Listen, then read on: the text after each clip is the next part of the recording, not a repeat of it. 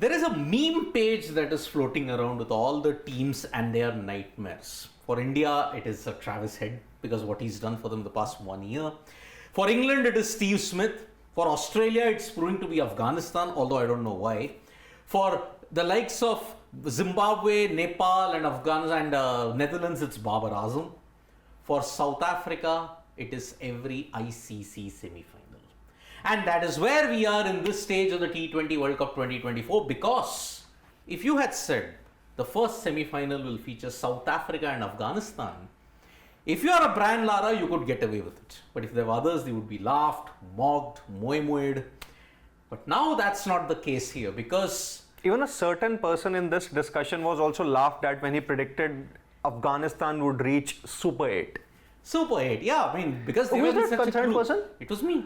Oh, okay. Who was the one who was laughed at? You. Yeah. I mean, because see, they were in a tough group. They came from a tough group. New Zealand, West Indies. You would say that they were the easier.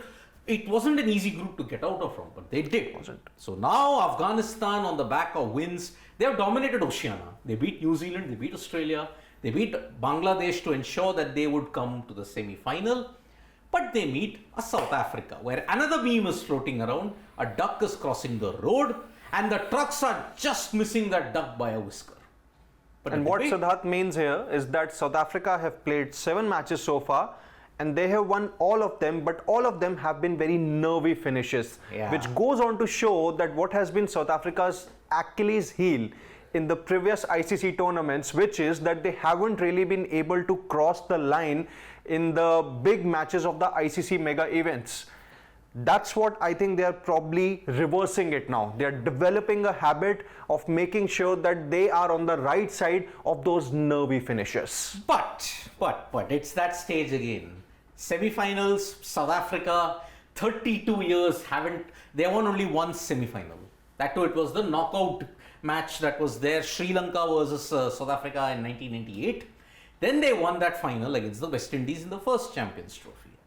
But in the 21st century, if you look at it, semi-finals, South Africa, it's a match made in hell. Combined with the fact that maybe Afghanistan are looking at a 1983 World Cup moment that what India had. Or shouldn't it be 1996? Sri Lanka?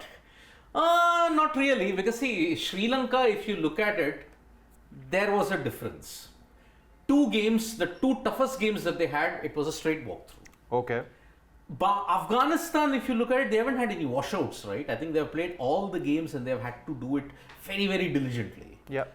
Afghanistan, I can understand the fact that, yes, I understand 96 difference, a country at war. Afghanistan are also a country at war with a very unstable government at that point, that too a very repressive government. And because of that repressive government, Cricket Australia has denied to play Afghanistan in any bilateral series because there aren't equal rights for women. Yeah, so Afghanistan are potentially staring at a 1983 moment. Yeah. Losing heavily to India, losing heavily to West Indies. But now they are on the brink. If they reach the final, boy, oh boy, there will be some fireworks in Kabul and all those other places. But South Africa, as Siddharth Gulati mentioned, very un-South Africa like in this T20 World Cup. Yeah. 4 close games. 1 versus Bangladesh, 1 versus Nepal, the other versus West Indies, where they just managed to scrape through. And again, against last England. one against England. Yes. Yeah. So the big debate is South Africa ending the jinx, or is the dreaded C word going to haunt them yet again, meaning the choker tag? Because 32 years, semi-finals in South Africa, you know the story. Well, we can come to the conclusion later on of this, brilliant question that you have asked. But there's also another perspective of looking at South Africa's displays this year. That although they have been on the right side of those very close games that they've had so far, their opening combination hasn't really fired. Quinton de Kock has been very inconsistent. Then you have Reza Hendricks, who has really been off color. Then Aiden Markram, his captaincy has been brilliant. He has stepped up to the plate in that matter, but he's yet to get a good score with the bat. Then David Miller has pretty much been in form. He was the catalyst behind their crucial win over Netherlands after they slipped to 12 for 4. And then Henrik Klaassen has also been pretty inconsistent, which goes on to show that South Africa's batting hasn't really clicked. Okay, there can be an argument that they played a few of their matches at the Nassau County where the batting was very tough. But then I think one, right? Yeah, I think 2 matches there. But then, there cannot be any excuses for it. But the best part with South Africa here is that they aren't just reliant on a couple of players to get them over the line. When you look at the AB de Villiers and the Faf du Plessis era, there was so much pressure on just a few players, maybe Dale Steyn, Morne Morkel, AB de Villiers and Faf du Plessis, for that matter even Hashim Amla. But now the point here is that there are no those superstar players or maybe the larger than life players that South Africa have. It's about the individual contributions that are really making sure that South Africa are coming together as a unit. Best example, the Kagiso Rabada boundary of Roston Chase in the crucial game against West Indies. Although Tristan Stubbs played a shot that he should not have played, but then I think he also wanted to finish the match in a hurry before it got too late for them. So overall, I think South Africa's weaknesses, I think they have been a little hidden because of their unbeaten run so far. But then, as they say, some things have really clicked for them and some things haven't really clicked. And that has really been the hallmark of the World T20 champions that we have witnessed in the tournament's history so far. Well, I mean, looking at it, yes, they have held together in the pressure moments well. I do agree with that. And they've had the most stable combination. Either a Shamsi or a Bartman have come in respect to the conditions at this point in time. So South Africa are stable. And their batting is slightly volatile, but I do agree they did play in tough conditions. I mean, I think they have played in Dallas also, if I'm not mistaken. They played even in Nassau County. And looking at the venues where they have played, they have definitely gotten the worst of the conditions. And also, Charuba has also been pretty bad in that sense. So that's why it's not going to be easy. And because considering that you're going to face the best bowling lineup, Afghanistan at this point in time, the likes of Naveen ul Haq, Gulbuddin Naib, Rashid Khan, those three have really stepped up. And it's a question of this T20 World Cup, if you're looking at it, the best bowling unit is actually winning you the title. Absolutely. And Afghanistan have one of the best bowling units. India have one of the best bowling units. The question is, which facet will crack on that given day? Afghanistan are playing the semi-final, I think, of a major ICC event for the very first time. Any ICC event. Any ICC event. But you look at South Africa, they have been in the semi-finals a lot. Actually, if I have to correct myself, I've been looking at, yes, they have a perfect record in ICC events. Actually, no. If I include the Under-19 World Cup, they lost in one final, and that was to India. Yes. So that is why Reza Hendricks, you talk about it, he was from the 2008 batch, the same Virat Kohli batch. So if India-South Africa final happens, a culmination of that 16-year history is going to come into fray. Reza Hendricks versus Virat Kohli. So, as much as we can talk about Aiden Markram being that lucky charm for South Africa and his SA20 team Sunrisers Eastern Cape, and why I say that, it's because Aiden Markram led the South Africa Under-19 team to World Cup title in 2014, and he has led SA20 team Sunrisers Eastern Cape to consecutive titles in the opening 2 editions of the tournament. But we can talk about that. But overall, when we look at South Africa's, I think, weaknesses, or maybe the points where they haven't really excelled so far, I think that's where I feel when we look at the matchups, say maybe Henrik Klaassen and a David Miller versus Rashid Khan. And I'll tell you a very interesting stat here. In the 7 T20 innings that Rashid Khan has gone up against David Miller, he has gotten him out 4 times. And Miller has only been able to score 50 runs off him of just 42 balls, which clearly goes on to show that Miller hasn't really had that good time while facing the Afghanistan skipper. I mean, former GT teammates, if you have to look at it. Oh, yeah. The current GT teammates, in fact. GT teammates also. David Miller and Rashid Khan, they will know each other's secrets well. But I do agree, I think South Africa faced their toughest spin test.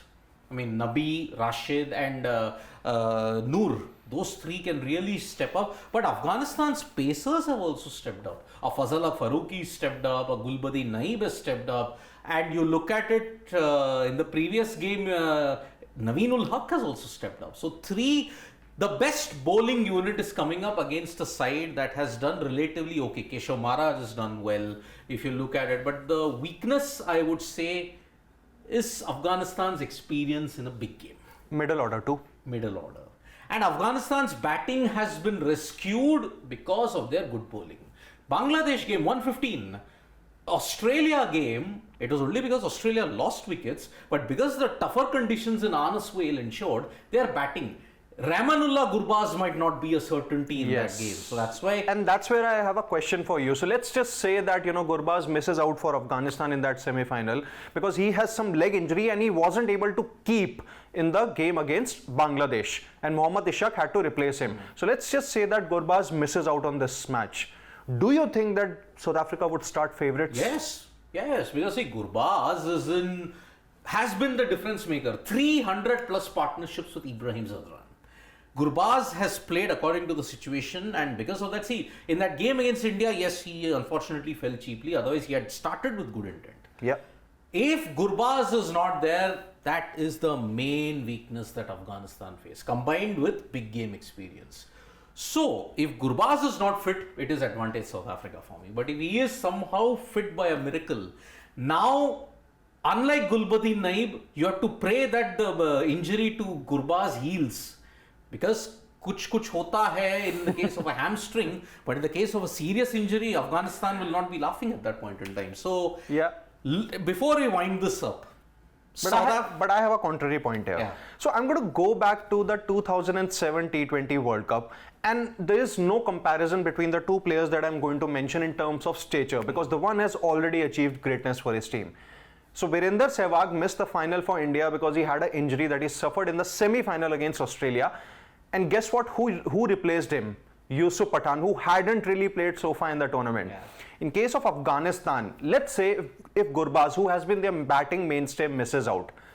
So if I am Rashid Khan as the captain, what I'm going to do here is that I'm going to promote a certain hitter or a pinch hitter to open the innings. And when I say, a certain pinch hitter, I'm actually referring to the guy who made that famous quote that hum to doobenge sanam tumko bhi le doobenge. It's Gulbuddin Naib. Gulbuddin Naib. See, he quotes these theatrical things. That's why he's a good actor. He gave those brilliant press conferences during the 2019 World Cup when he was appointed as Afghanistan's skipper in a big mess. Yeah, I mean, उसने वाकई में ले डुबाया the team in that sense. So that's why I say Gulbuddin Naib, I do agree with that. But then see, Afghanistan will be hamstrung by Gurbaz's absence. So that's why before we say who is going to win the South Africa versus Afghanistan match, what do you think, Sid? Can South Africa end the choke, or are Afghanistan scripting 1983? Okay, so I'll make a bold prediction here. I think South Africa do have their low points or their weaknesses, but I think this is South Africa's moment. I would be tempted to agree with him. I rarely agree with him, but I think I will agree.